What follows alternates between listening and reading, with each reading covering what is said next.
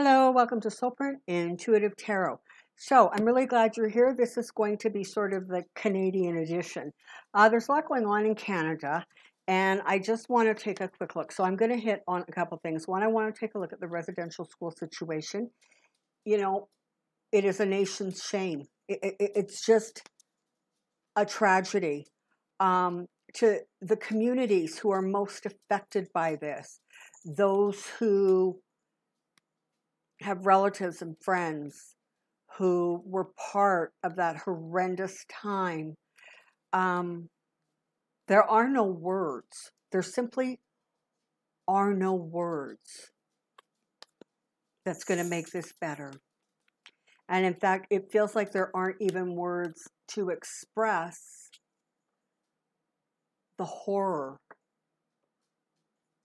that the rest of us feel.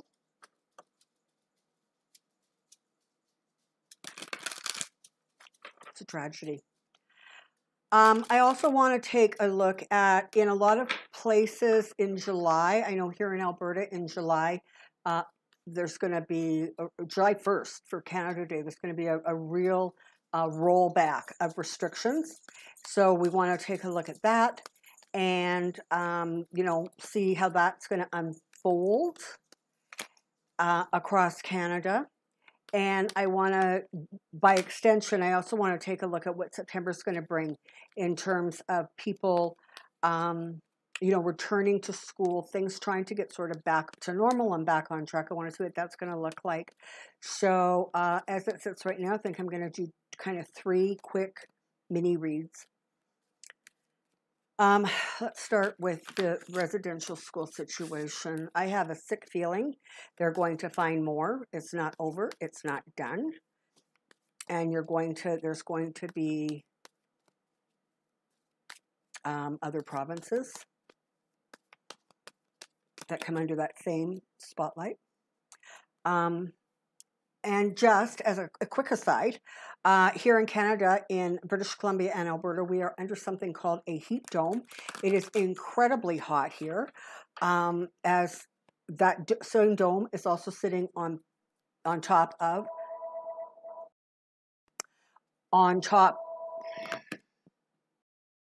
Sorry about that. Life is busy, right?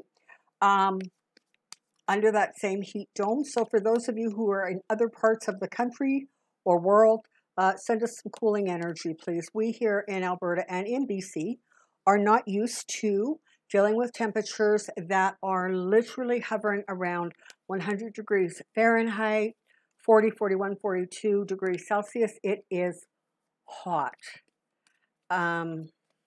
Just is.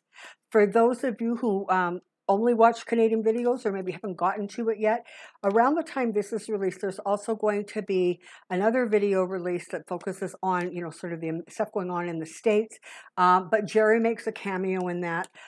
Jerry and Atticus are now at our house for like the week because it's just too hot for them to not be in a place that doesn't have air conditioning.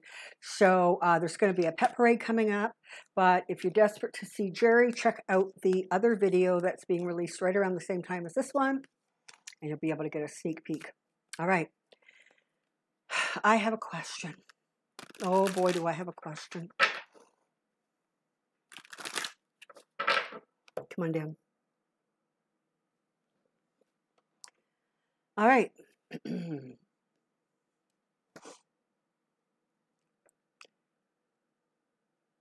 Residential schools.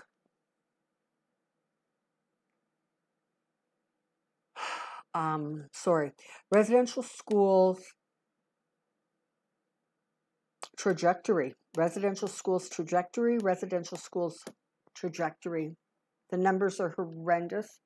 All of these young people, the lies that we're told, the cover-ups, documents that aren't apparently as available as they should be. The whole thing is an embarrassment.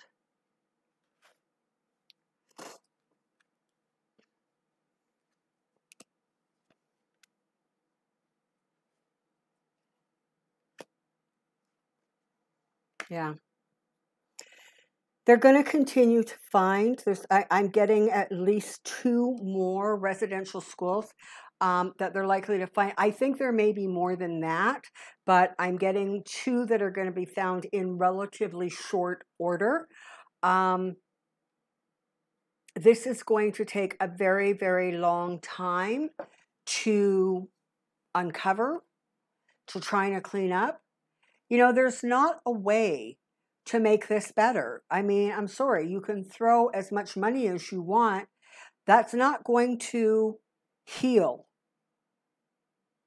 the scars and the hurts that have been inflicted on, frankly, the original people of this country.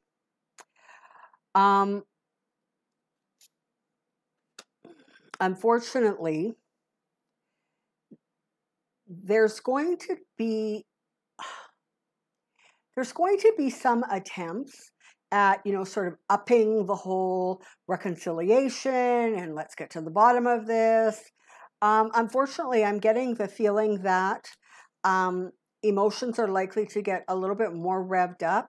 There might be a little bit of sort of politics being played about this, and that is really unfortunate. I'm also energetically getting the information that there may very well be more pressure applied to the Catholic Church to sort of step up and own its part in all of this. And as of now, as far as I know Justin Trudeau did suggest rather politely to the Pope that, you know, he had a role to play in terms of healing.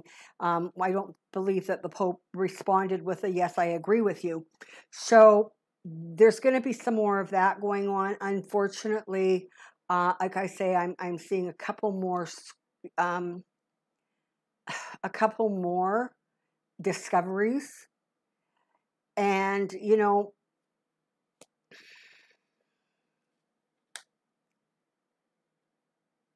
there's going to be a lot more.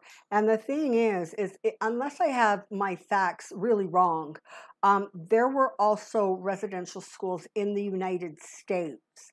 And I have a feeling that what's going on here may well, you know, sort of rip the scar off of the wound. And so I get some real longevity to this thing. And it will be interesting to see how it is handled by the 2 countries. And how differently it's handled, or if it's handled differently.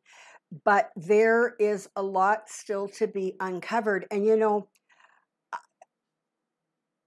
I don't kind of want to get, you know, esoterical on you, but the reality is this: the earth, the energy of the earth is going through a transformation. And so this kind of abuse, this kind of behavior, this kind of them versus us, it is all being exposed so that the vibration of the planet and the people on the planet can move to a higher place to heal some of the sins, frankly, of the past. And unfortunately, in order to do that, you are looking at exposing them. And that's the process that we're going through now, as difficult as it is.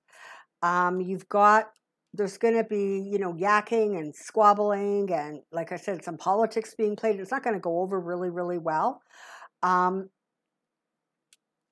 you know, I don't know. I do know that on Canada Day, on July 1st, people are being encouraged to wear orange, the color orange, in recognition of the travesty of the residential schools. I'm not sure if that, frankly, gives comfort to any of those who are most impacted and affected by it. But I suppose it's a gesture. And sometimes gestures have a lot of meaning behind them. So that might be something you may want to consider. If you're out and about or not on July 1st, you might want to see if you've got an orange t-shirt in your closet.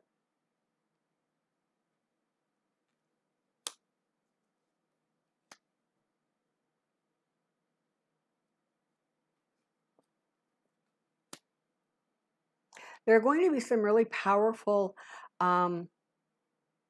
females that step in. I don't know if these are government officials. I'm not sure. I don't even know who would be in charge of whatever department that sort of this mess would fall under.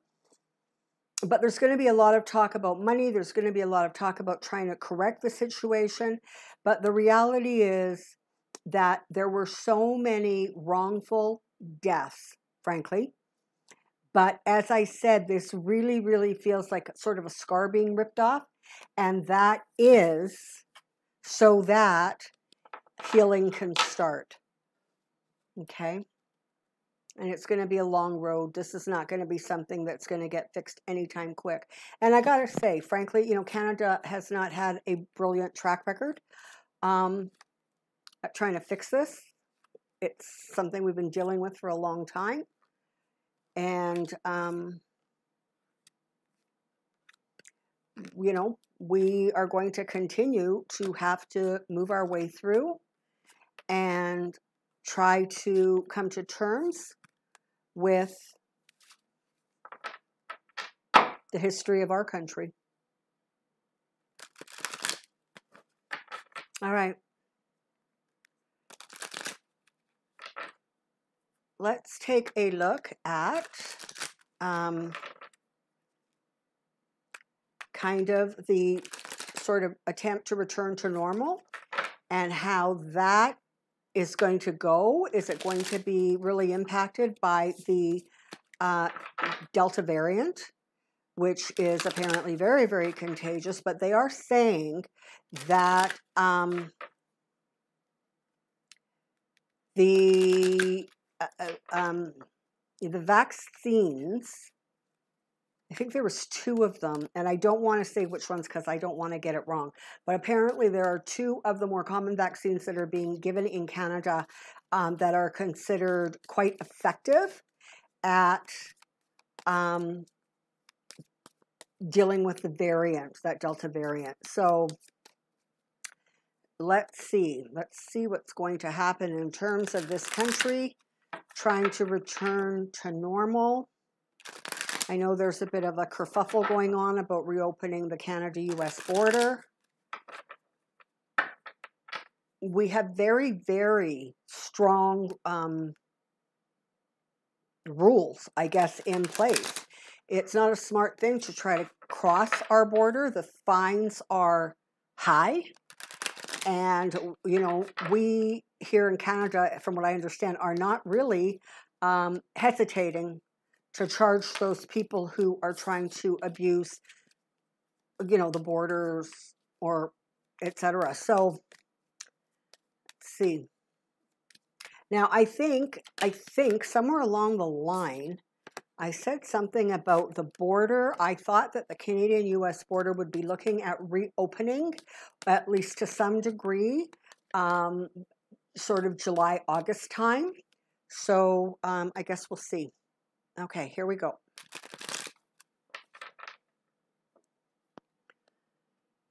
Canadian return to normal, Canadian return to normal, Canadian return to normal. And when I say that, understand that I mean the new normal, whatever the new normal is, because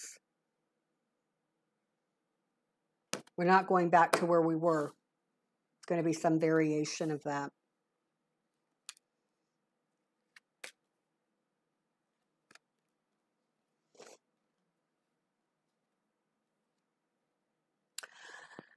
Okay, so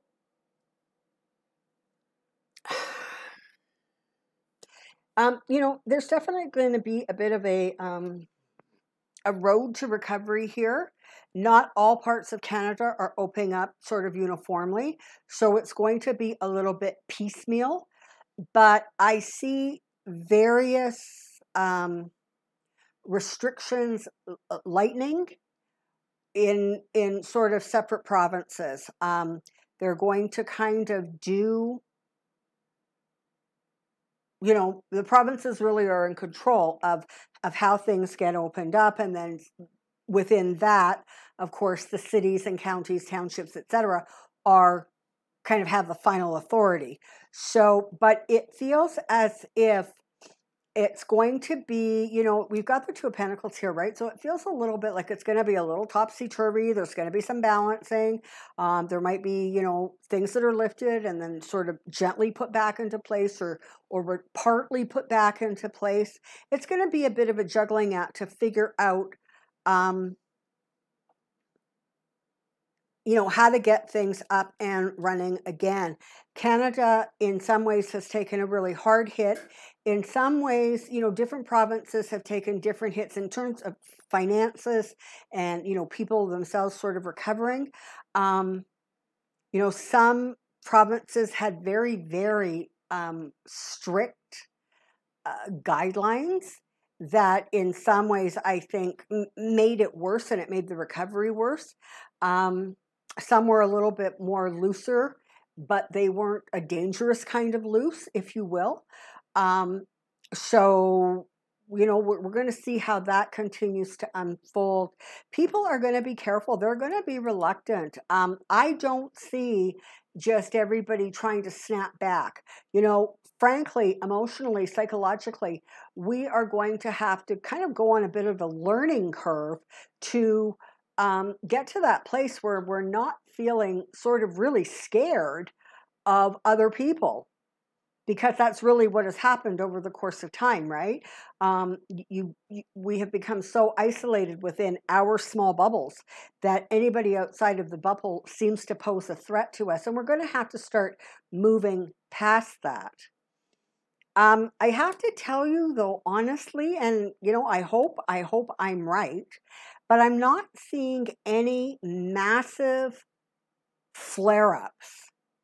I'm not saying that it's going to be completely smooth sailing, but I'm not seeing a situation where things sort of start spiraling out of control. It feels a little bit more sort of slow and methodical. And because of that, it feels like anything that sort of starts to flare is going to be really nipped in the bud quite quickly.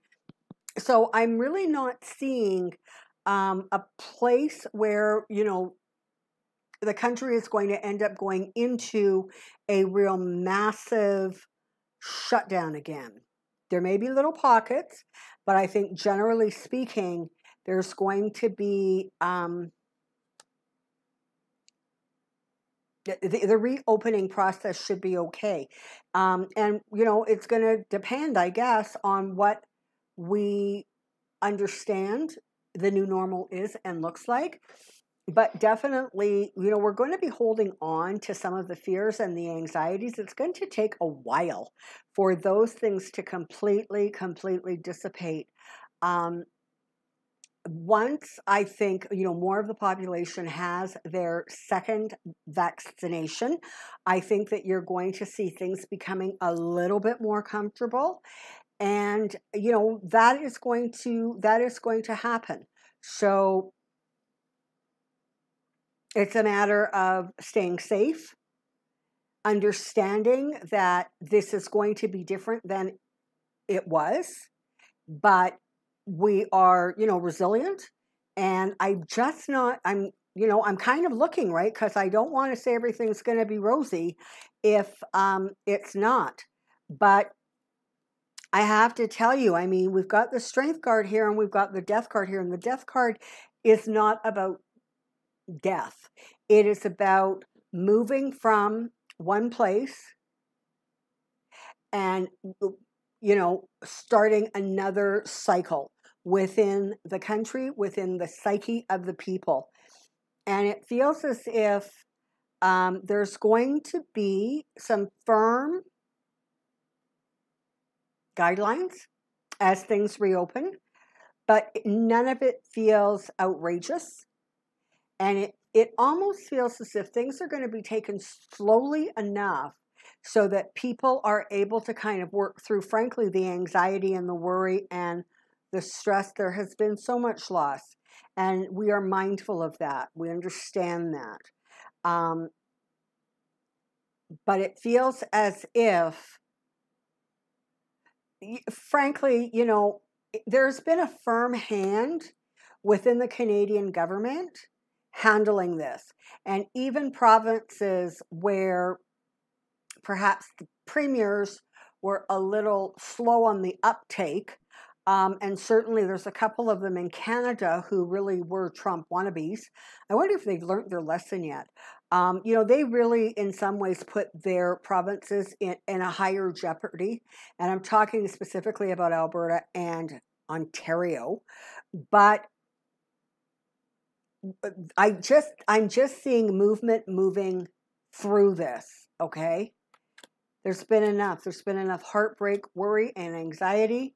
And it really is time for people to start to heal and move forward. And it feels as if that is going to be something that is going to happen over the course of the summer and into the fall, okay?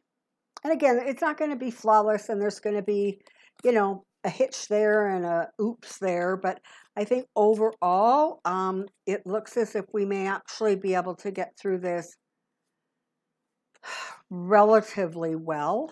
You know, there's always going to be those who think that the rules don't apply to them. Although, like I said, certainly in Canada, there was far more of a, I almost want to say like a unified approach to what was going to be acceptable and not acceptable over the last 12, 18 months. And for the most part, people stuck together. I'm talking about provinces and their leaders. They sort of, you know, were all under one umbrella, whether they particularly like the government in power. All right, let's take a quick look at kids returning to school. And I'm just going to keep this really broad, okay? So I'll see as I'm going through if I'm getting any significant hits in terms of the difference between elementary school kids and university kids. But let's just sort of broadly look at it and see what we see. As I said, it feels like by the fall, a lot of this is going to really be under control. Most people are going to have their full vaccinations. And so that is going to go a long way to sort of making it, I guess, a little easier for, you know, kids to get back to school and lives to get back to, you know, I don't know, normal functioning. I don't even know what you call that anymore. Okay, so return to school, return to school, return to school.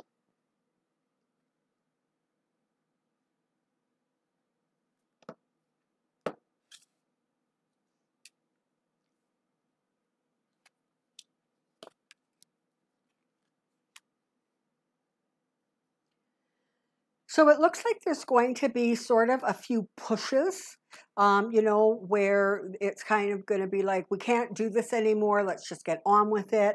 And there's going to be kind of like a little bit of, I'm not going to say bullying, but it feels like a little bit like there may be some places where there's going to be a bit more of a push.